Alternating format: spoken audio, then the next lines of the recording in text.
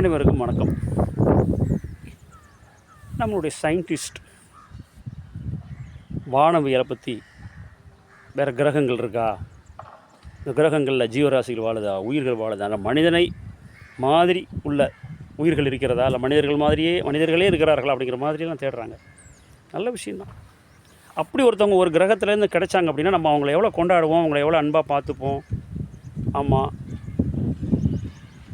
அவங்க நம்மளோட அறிவு நிலையில் குறைவாக இருந்தாலும் அதிகமாக இருந்தாலும் அவங்க நம்மள்கிட்ட அன்பாக இருந்தாங்கன்னா, அவங்களால நமக்கு எந்த துன்பமும் வரலன்னா நம்ம அவங்கள அன்பாக பார்த்துப்போம், அவங்களும் நம்மளை அன்பாக பார்த்துப்பாங்க. இதான கான்செப்ட். சரி, எங்கேயோ ஒரு கோள்களை தேடி, ஒரு கிரகத்தை தேடி அங்கே உள்ள உயிர்களோடு நான் ஃப்ரெண்ட்ஷிப் பண்ண போகிறேன்ட்டு உயிரை கொடுத்து சயின்டிஸ்ட்லாம் உழைக்கிறாங்க. அப்படி ஒன்று நடக்காதான் நம்ம உலக மக்கள்லாம் எதிர்பார்க்குறாங்க. ஏன்? அதே மாதிரி நம்ம பூமியில் வாழ்கிற நம்ம மனிதர்களை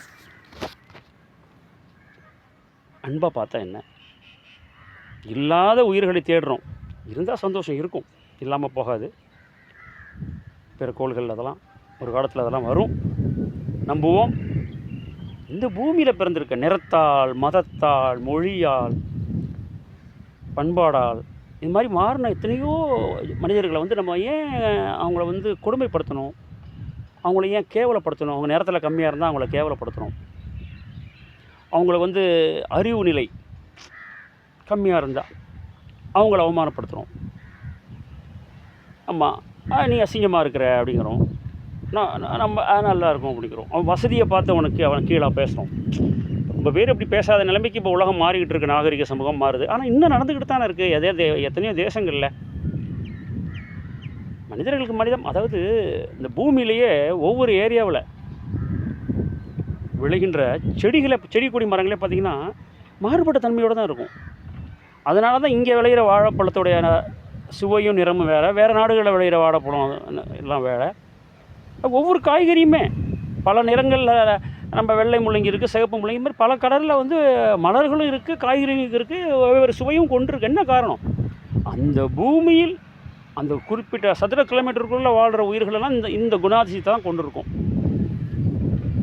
வேறு சதுர கிலோமீட்டரில் வாழ்கிற மனிதர்கள் உயிர்கள், தாவரங்கள் எல்லாமே வேறு ஒரு குணாதிசயத்தை கொண்டிருக்கும். கொஞ்சம் லிட்டில் டிஃப்ரென்ஸ் இருக்க தான் செய்யும்.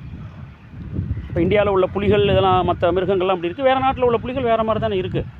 மற்ற ஜூலையும் பார்த்தோம்னா இங்கே இந்தியாவில் உள்ள பேர்ட்ஸ் வேறு மாதிரி இருக்குது. வேறு நாட்டில் உள்ள இப்போ இந்தியாவில் உள்ள கிளிகள்லாம் பச்சை கலரில் இருக்கும். ஃபாரினில் பஞ்சவர்ண கிளியெல்லாம் இருக்குது.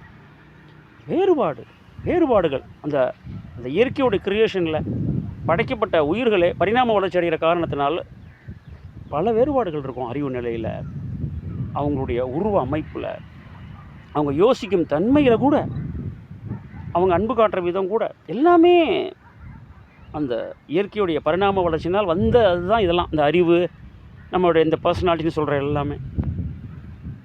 அப்படிங்கிறப்ப இந்த உலகத்தில் உள்ள அனைத்து ஜீவராசிகள் மேலே அன்பு காமிச்சு, பர்டிகுலராக மனித சமூகத்தின் மேல் அன்பு காமிச்சு, அவங்கவுங்களுக்கு பிடிச்சதை அவங்கவுங்க ஃபாலோ பண்ணிட்டு போட்டுமே. அது மதமாகட்டும், சயின்ஸ் ஆகட்டும், அவங்க வாழ்வியல் முறையாகட்டும், அதில் குறை சொல்ல என்ன இருக்குது? நம்ம ஏன் குறை சொல்லணும்? நம்ம நாகரிகத்தில் ரொம்ப வளர்ந்து விட்டோம்னு சொல்கிறோம். அப்படி ஒரு நாகரிக சமூகத்தினுடைய இன்றைக்கி சயின்ஸ் எங்கேயோ வந்துருச்சு இல்லையா? கம்ப்யூட்டரில் எங்கேயோ போகுது. லேப்டாப் யூஸ் பண்ணுறோம், 3G யூஸ் பண்ணுறோம், 4G யூஸ் பண்ணுறோம், 5G வரைக்கும் அப்படி போயிட்டே இருக்குது. இன்னும் போயிட்டே இருக்குது. ஆர்டிஃபிஷியல் இன்டெலிஜென்ஸ் வந்துருச்சு.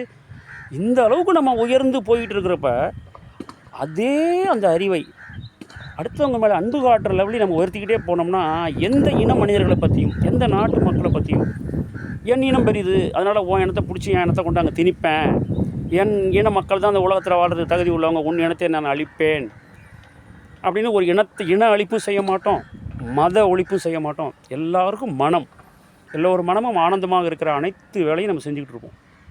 அதை செய்யணும். அதுக்கு தான் நம்ம பிறந்திருக்கோம், இந்த இறைநிலையை. ஏன்னா மரணம் என்பது நிச்சயமான ஒன்று இந்த உடலுக்கு, அது எல்லாருக்கும் தெரிஞ்ச விஷயந்தான்.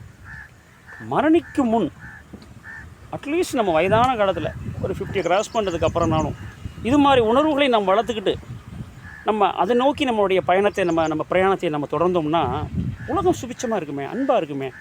யார் மேலேயும் நம்ம அவ்வளோ வெறுப்பை நம்ம உமிழ வேண்டாமே. நினச்சி பாருங்கள், ஒரு கார்டனுக்குள்ளே போனோம்னா அந்த மலர்களால் நமக்கு மனசுக்கு எவ்வளோ ஒரு ஆனந்தம் கிடைக்குது. அந்த மரங்கள் அது மாதிரி நம்மளும் நல்ல மலர்களாக, நறுமணம் வீசக்கூடிய மலர்களாக இருந்து எல்லோருக்கும் நறுமணம் வீசலாமே. நம்ம அறிவால், நம்முடைய செயலால், சொல்லால்.